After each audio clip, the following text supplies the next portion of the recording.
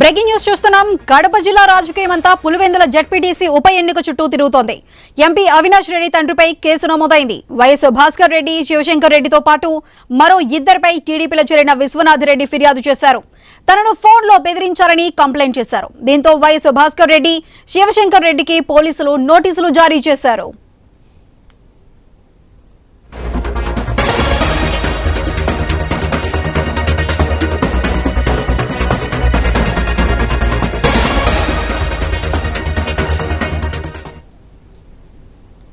కడప జిల్లా రాజకీయం అంతా పులివెందులోని జెడ్పీటీసీ ఉప ఎన్నిక చుట్టూ తిరుగుతుంది. అయితే దీనికి సంబంధించి అవినాష్ రెడ్డి తండ్రి కేసుకి సంబంధించి మరింత సమాచారం మా ప్రతినిధి శ్రీనివాస్ అందిస్తారు. శ్రీనివాస్, చెప్పండి. ఏదైతే జెడ్పీటీసీ ఉప ఎన్నికకు సంబంధించినటువంటి నోటిఫికేషన్ వెలువడిన వెంటనే కూడా ఇటు పులివెందుల రాజకీయాలు కూడా ఒక్కసారిగా మారిపోయాయని చెప్పవచ్చు.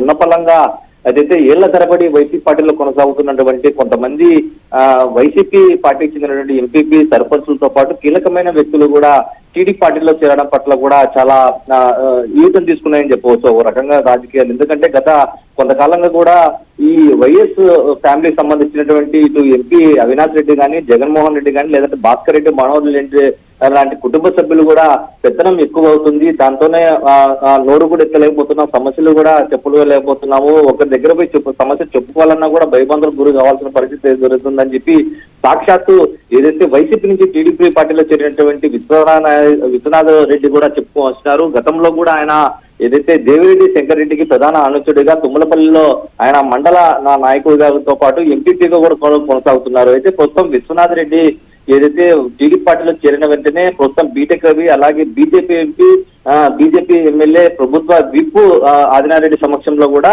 ఈ నెల 2వ తేదీన మధ్యాహ్నం కూడా చేరిపోయారు. అంటే ఆయన చేరిన వెంటనే కూడా రాత్రి నుంచి కూడా ఓ పక్క భాస్కర్ రెడ్డితో పాటు దేవిరెడ్డి శంకర్ రెడ్డి, అలాగే ఎంపీ అవినాష్ రెడ్డి పిఏతో పాటు మరికొందరు కూడా ఆయనకు వాట్సాప్ కాల్లో చాలా అసభ్యకరంగా దూషిస్తూ అలాగే బెదిరింపులకు పాల్పడుతున్నారని చాలా సార్లు ఆయన మీడియా ముఖ్యంగా చెప్పుకొని వచ్చారు. అయితే ప్రస్తుతం జరుగుతున్నటువంటి నాటకీయ పరిణామాల నేపథ్యంలో ఆయన నేరుగా పులివెందుల పోలీస్ స్టేషన్ కు పోయి ఫిర్యాదు చేయడం జరిగింది. ప్రస్తుతం ఆయన ఫిర్యాదు ఆధారంగా కూడా ప్రస్తుతం కేసు కట్టి వాళ్ళందరికీ కూడా 41 నోటీస్ ప్రకారం కూడా 41 ప్రకారం నోటీసు కూడా సర్వ్ చేసినట్టు తెలుస్తుంది. ప్రస్తుతం భాస్కర్ రెడ్డి అలాగే దేవిరెడ్డి శంకర్ రెడ్డి ఇరువురు కూడా ప్రస్తుతం హైదరాబాద్ లో ఉంటారు. హైదరాబాద్ కూడా పులివెందుల పోలీసులకు వెళ్లి ఇప్పటికే నోటీసులు కూడా ఇచ్చినట్టు తెలుస్తుంది. ప్రస్తుతం ఎంపీ అవినాష్ రెడ్డితో పాటు ఆయన టీఆర్ రాఘవరెడ్డి మరి కొంతమంది మీద కూడా ఈ లోకల్ గా కూడా నోటీసులు సర్వ్ చేసినట్టు తెలుస్తుంది. ప్రస్తుతం ఏదైతే జెడ్పీటీసీ ఉప ఎన్నికకు సంబంధించినటువంటి పులివెందుల హైడ్రామా నడుమ కూడా ప్రస్తుతం చాలా రాజకీయ నాటకీయ పరిణామాలు చోటు చేసుకున్నాయి. ప్రస్తుతం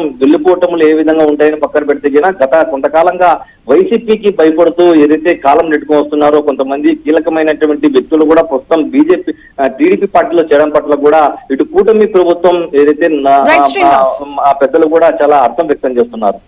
రైట్ శ్రీనివాస్, థ్యాంక్ యూ.